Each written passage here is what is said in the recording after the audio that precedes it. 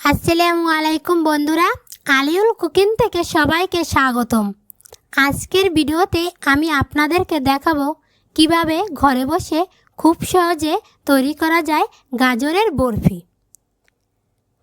ভিডিওটি দেখে কমেন্ট করে জানাবেন। নতুন নতুন ভিডিও পেতে লাইক দিয়ে চ্যানেলটি সাবস্ক্রাইব করে বেল আইকনটি বাজিয়ে দেবেন। চলুন রেসিপিটি শুরু করা যাক। এখানে আমি 1 কেজি পরিমাণ গাজর নিয়েছি।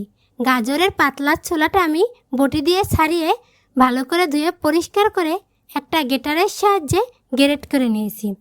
আমি গ্রেটারের চিকন অংশ দিয়ে গাজরগুলো সব গ্রেট করে নিয়েছি। চুলায় একটা প্যান বসিয়ে 2 টেবিল চামচ ঘি দিয়ে দিলাম। ঘিটা একটু গরম হওয়ার জন্য অপেক্ষা করব। এখন দিয়ে দিলাম কিশমিশ, কাজু বাদাম, কাঠবাদাম, পেস্তা বাদাম কুচি। একটু ঘি আর ঘির মধ্যে দিয়ে ভেজে নেব। আমার ভাজা হয়ে গেছে। এ পর্যায়ে আমি নামিয়ে একটা প্লেটে ঢেলে রেখে দেব।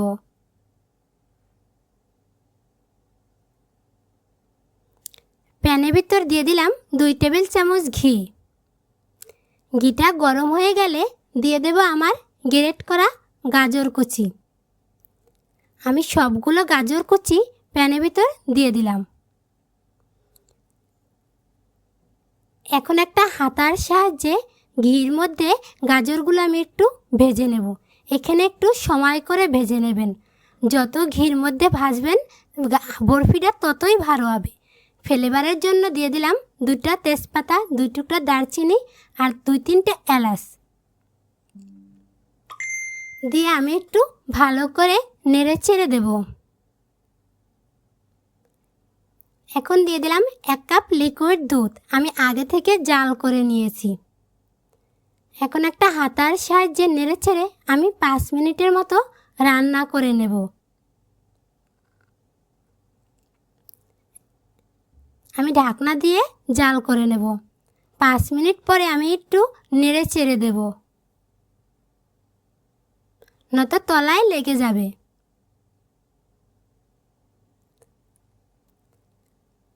আমি গাজরটা ভালো করে নেড়ে চেড়ে এখন দিয়ে দিলাম 1 কাপ চিনি। চিনি দিয়ে আমি আরও 2 মিনিট জাল করে নেব। এই পর্যায়ে দিয়ে দিলাম আমার ভেজে রাখা বাদাম, কিশমিশ কুচিগুলা দিয়ে আমি শক্ত একটা ডো বানিয়ে নেব। দিয়ে দিলাম 2 টেবিল চামচ গুঁড়া দুধ। গুঁড়া দুধটা দিলে বরফির স্বাদটা বেড়ে যায়।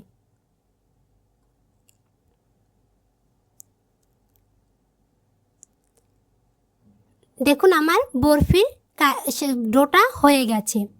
এ পর্যায়ে আমি চুলা থেকে নামিয়ে নেব। যেই পাত্রে আমি বরফিটা ঢালবো ওই পাত্রে আমি আগে থেকে ঘি মেখে রেখেছি। এখন একটা হাতার সাহায্যে আমি বরফিগুলো ভালো করে সেট করে নেব। উপরে আমি সৌন্দর্যের জন্য দিয়ে দিলাম বাদাম কুচি আর কিশমিশ। এটা অপশনাল, আপনারা চাইলে বাদ দিতে পারেন। এখন একটা ডোনার কাটার দিয়ে আমি বরফিগুলো ডিজাইন করে কেটে নেব। দেখুন আমার সবগুলো বরফি কাটা হয়ে গেছে। এখন আমি একটা থালে পরিবেশন করে দেখিয়ে দেব।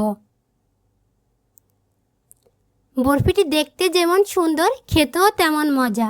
ধন্যবাদ।